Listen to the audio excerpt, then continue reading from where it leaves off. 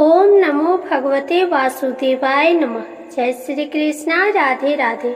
नमस्कार प्रिय भक्तजनों, स्वागत है आप सभी का आपके अपने चैनल खुशी ज्ञान सागर में। प्रिय श्रोतागण, आप सभी को वट सावित्री व्रत की हार्दिक शुभकामनाएं। आज के इस वीडियो में आप सभी वट सावित्री व्रत कथा का श्रवण करेंगे। तो आइए श्री गणेश भगवान का ध्यान करते हुए कथा को शुरू करते हैं। एक समय की बात है, एक अश्वपति नाम के राजा थे। उनकी कोई संतान नहीं थी। राजा ने संतान प्राप्ति के लिए अनेकों यज्ञ किए, जिसके फलस्वरूप उन्हें एक तेजस्वी कन्या की प्राप्ति हुई। राजा ने कन्या का नाम सावित्री रखा। समय बीतता गया और सावित्री विवाह योग्य हो गई। एक दिन राजा ने सावित्री से कहा, सावित्री, अब तुम विवाह योग्य हो गई हो, इसलिए स्वयं अपने लिए योग्य वर की खोज करो।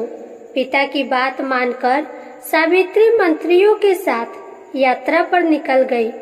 अनेक ऋषियों के आश्रमों, तीर्थों और जंगलों में घूमने के बाद वह राजमहल लौट आई। संयोगवश उस समय उसके पिता के साथ देवर्षि नारद भी थे। सावित्री ने उन्हें प्रणाम किया। राजा अश्वपति ने सावित्री से उसकी यात्रा का समाचार पूछा। सावित्री बोली, पिताजी तपोवन में अपने माता पिता के साथ निवास कर रहे सत्यवान मेरे लिए योग्य है। मैंने मन से उन्हें अपना पति चुना है। सावित्री की बात सुनकर देवर्षि नारद चौंक उठे और बोले, राजन, सावित्री ने तो बहुत बड़ी भूल कर दी है। यह सुनकर अश्वपति चिंतित हो गए और बोले, हे देवर्षि, सत्यवान में ऐसा कौन सा अवगुण है? इस पर नारद जी ने कहा, राजन, सत्यवान के पिता शत्रुओं के द्वारा राज्य से वंचित किए गए हैं। वे वनों में तपस्वी जीवन व्यतीत कर रहे हैं और अपनी दृष्टि खो चुके हैं। राजन, सबसे बड़ी कमी यह है कि सत्यवान अल्प आयु है। 12 वर्ष की आयु में से अब उसके पास केवल 1 वर्ष की आयु शेष रह गई है। नारद जी की बात सुनकर अश्वपति ने सावित्री को समझाया कि वह किसी दूसरे उत्तम गुणों वाले पुरुष को अपने पति के रूप में चुन ले। सावित्री बोली, पिताजी, नारी अपने जीवन में केवल एक ही पति का वरण करती है। अब चाहे जो भी हो, मैं किसी दूसरे को अपने पति के रूप में स्वीकार नहीं कर सकती। पुत्री की हट के आगे पिता विवश हो गए और सावित्री का सत्यवान के साथ पूरे विधि विधान से विवाह करा दिया गया। विवाह के पश्चात सावित्री अपने पति और सास ससुर के साथ वन में रहने लगी। जैसे जैसे समय बीतता जा रहा था, सावित्री के मन का भय बढ़ता जा रहा था। नारद जी के कहे अनुसार जब उसके पति की आयु मात्र 4 दिन बची, तब सावित्री ने 3 दिन पहले से व्रत रखना प्रारंभ कर दिया। अंततः वह दिन भी आ पहुंचा जब सत्यवान की मृत्यु निश्चित थी। चौथे दिन जब सत्यवान लकड़ियां लेने वन को जाने लगा, तब सावित्री बोली, हे नाथ, मैं भी आपके साथ वन को चलूंगी। सत्यवान के मना करने पर भी वे सास ससुर की आज्ञा लेकर अपने पति के साथ वन को चली गई। वन में सत्यवान ने जैसे ही पेड़ से लकड़ी काटना शुरू करा, उसके सर में असहनीय पीड़ा होने लगी और वह पेड़ से उतर गया। सावित्री समझ गई कि उसके पति का अंत समय निकट है, अतः उसने अपने पति का सर अपनी गोद में रख लिया। लेटने पर सत्यवान अचेत हो गया।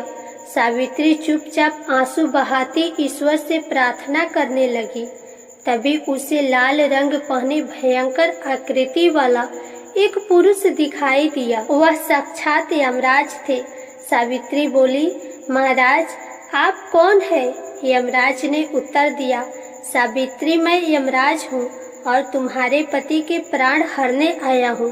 सावित्री बोली, प्रभु, संसारिक प्राणियों को लेने तो आपके दूत आते हैं। क्या कारण है कि आज आपको स्वयं आना पड़ा? यमराज ने उत्तर दिया, सावित्री, सत्यवान धर्मात्मा तथा गुणों का सार है। मेरे दूत इन्हें ले जाने के योग्य नहीं है, इसलिए मुझे स्वयं आना पड़ा। ऐसा कहकर यमराज ने सत्यवान के शरीर से प्राण को निकाला और उसे लेकर वह दक्षिण दिशा की ओर यमलोक को जाने लगे। सावित्री भी उनके पीछे पीछे चल दी। सावित्री को अपने पीछे आता देख यमराज बोले, सावित्री, तुम मेरे पीछे कहाँ आ रही हो? सावित्री बोली, मेरे पति जहाँ जाएंगे मैं भी वहीं जाऊंगी, यही मेरा धर्म है। यमराज के बहुत समझाने पर भी सावित्री नहीं मानी। उसके पतिव्रता धर्म की निष्ठा को देखकर यमराज बोले, तुम अपने पति के बदले कोई भी वरदान मांग लो। सावित्री ने अपने दृष्टिहीन सास ससुर की आंखें मांगी और यमराज ने तथास्तु कहा और आगे चल दिए। फिर से सावित्री उनके पीछे पीछे चल दी। तब यमराज ने कहा, एक और वर मांग लो। तब सावित्री ने अपने सास ससुर के राज्य को वर के रूप में मांग लिया और यमराज ने फिर से तथास्तु कहा और आगे चल दिए। सावित्री फिर से उनके पीछे पीछे चलने लगी। यमराज बोले, चलो और एक वर मांग लो। तब सावित्री ने अपने पिता के लिए 100 पुत्रों का वरदान मांगा। यमराज ने तथास्तु कहकर सावित्री को वापस लौटने को कहा, लेकिन सावित्री नहीं मानी और फिर उनके पीछे चल दी। अब यमराज बोले, सावित्री, तुम मुझसे अपने पति के प्राणों के अलावा कोई भी वरदान मांग लो। अब सावित्री ने वर मांगा कि उसके सत्यवान से 100 पुत्र प्राप्त हो। इस बार भी यमराज ने तथास्तु कहकर आगे बढ़ने लगे, परंतु सावित्री फिर उनके पीछे चल दी।